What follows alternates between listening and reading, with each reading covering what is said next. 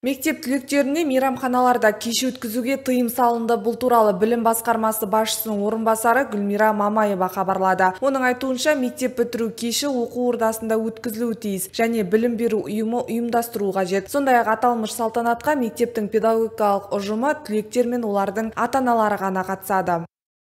Шараларды өткізген кезде мыналар рұқсат етілмейді. Аниматорларды, мерекелік агенттіктерді, суретшілерді мерекелік іс-шараларды өткізу үшін жеке студияларды шақыруға, мерекелік дастархандарды ұйымдастыруға, жалға берілетін автокөліктерді шақыруға, мектеп әкімшілігі мен мұғалімдерге сыйлықтар үшін қаражат жинауға, ойын-сауық мекемелерінде кеш ұйымдастыруға рұқсат етілмейді.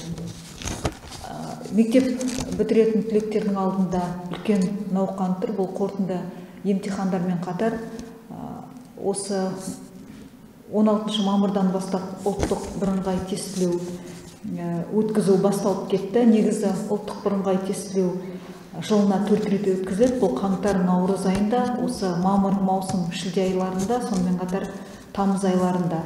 Яғни 3 айда 3 мезгіл ақылы болады да, осы мамыр, маусым айларындағы ұлттық бірыңғай тестілеу мемлекеттік білім грант конкурсына қатысу үшін тегін өткізіледі.